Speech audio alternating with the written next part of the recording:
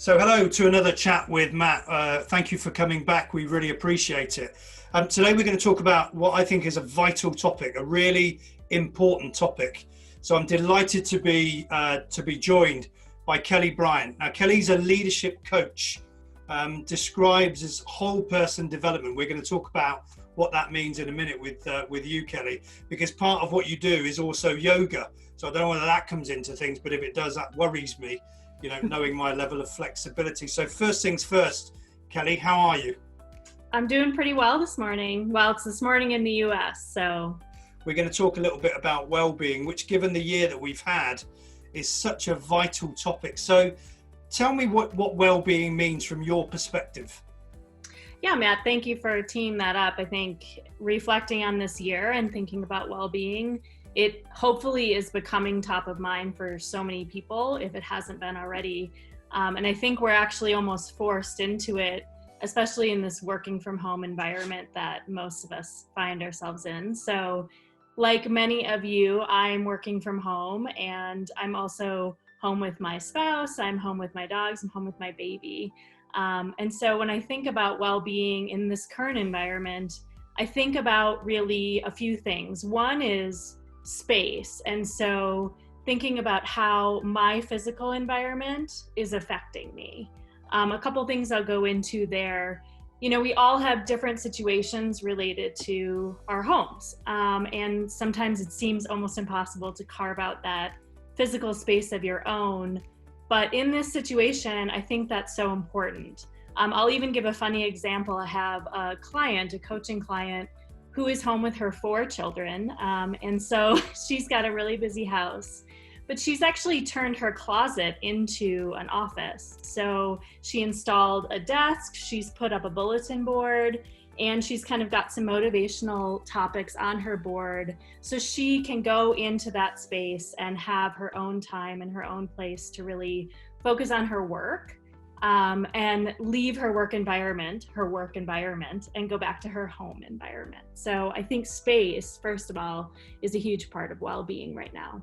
Well, let me ask you a little bit more about that, because it's an interesting thing that you're talking about, in that if you're not used to working from home, and we're talking about millions of people around the world who are not used to working from home, and psychologically you have that commute where you get ready for the day, and then at the commute home you download, decompress from your day, but you can almost switch off and on from work in a number of different ways.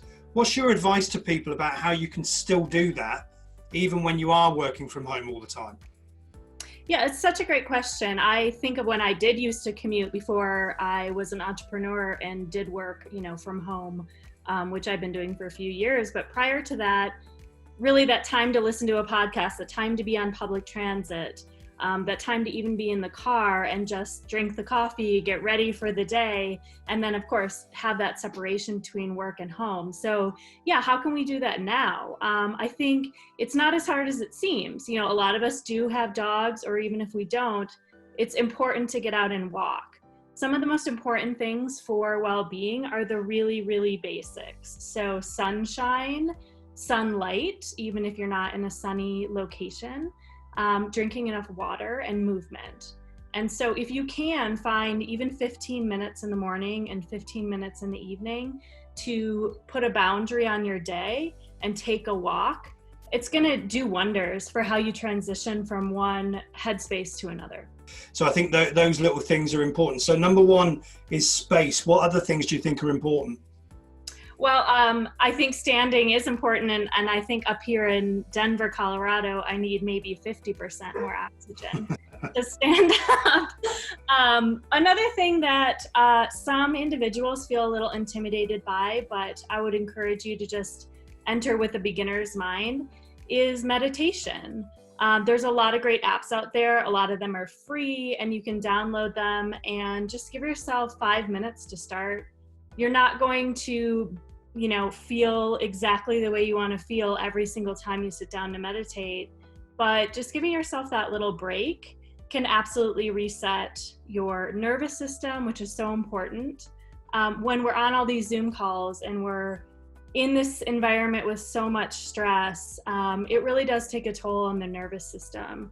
And we may not realize that day after day of doing this, we've really kind of depleted those reserves. And just spending 5 to 10 minutes a day or more, if you're willing to give it a try, can help you reset that central nervous system. And actually doing that during the day will help you fall asleep better at night. Yeah, I think you raised a really good point there. I think in the UK last weekend, the gyms reopened again, and I started going back to the gym. And then today, 3 days in, I thought, no, I need a rest. I need to take a day off. And I think a lot of people don't realize that your brain and your mind need that same rest as your body does from an exercise perspective. And what you're saying is meditation is a good way to achieve that. Yeah, meditation is absolutely a good way to achieve that. Getting away from screens, being outside, even if it's just in the yard. It doesn't have to be this grand adventure, although that's great. But just these simple things, being barefoot on the ground, having kind of the earth's energy come through you, and really just listening to your body. So especially in kind of the corporate world, we're very much in our heads. We don't really think about what's happening in our body very much. But this is a great opportunity to actually reset that body awareness and start to pay more attention. You know, is it better to just be in comfortable shoes all day when you used to wear these high heels and so uncomfortable? Do you want to dress differently going forward? Do you want to stand at your desk at work if and when you ever go back? Now's the time to start to listen to your body and then carry those new habits forward. There's some great pieces of advice there from you, Kelly. If you could sum it all up into your number one top tip. Yeah, great. My number one top tip is sleep more. Oh, sleep more. Sleep more. Okay, sleep more. Sleep's it everything. Sounds easier said Sleep's than everything. done. So in order to sleep more, what do I need to do less? Oh, less screens, especially in the evening. Yeah. Don't eat too late at night. Less alcohol. Just really listening to your body and to your point about you've been working out. When you're tired, and maybe you need that extra hour. How do you end up sleeping more then with having a toddler in your house? How does that work for you? Yeah, that's such a good question. So the past couple of years with pregnancy and her being a newborn, I realized so much the value of sleep. And while there are challenges, of course, having a baby, she does sleep great. But I need to make sure that I give myself good sleep hygiene. And so I go to bed pretty early. I say I've been socially quarantining now for 2 years because my evening routine is pretty much about winding down for the night and trying to be in bed by 9 o'clock or 9:15. So I honor that for myself now, and I know how important it is for me to function the next day. I have to say, I'll share with you and with the listeners, I've been listening to a book by Matthew Walker. It's called Why We Sleep. Oh, yeah. Yeah. Fascinating, straight away, the importance of having that 8 hours and the reason that we need that. I've got about another 50% of it to listen to already, but it really is fascinating in what it means to you if you do and you don't. So I would definitely recommend people listen to that. Absolutely. Treat yourself in terms of your sleep and give yourself permission to sometimes get 9 hours of sleep and to put the phone down, because it's really what's going to help you kind of survive and thrive in this time.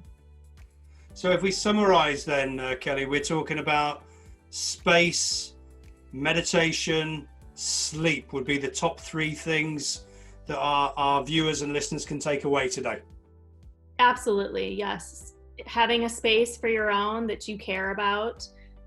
Maybe trying out meditation if you're new to it, just try 5 minutes, and then give yourself permission to get a good night's sleep every night. Great. And I think the one thing that we've all learned over, various chats that we've done, but also the last few months, is we got to look after ourselves more so now than ever. So Kelly, appreciate you taking the time out to do this with me today. I wish you well. Please stay safe. Look after your well-being, and for those of you listening and watching, look forward to seeing you on another chat with Matt very soon. Kelly, thanks again. Thanks, Matt. Take care, everybody. Bye-bye.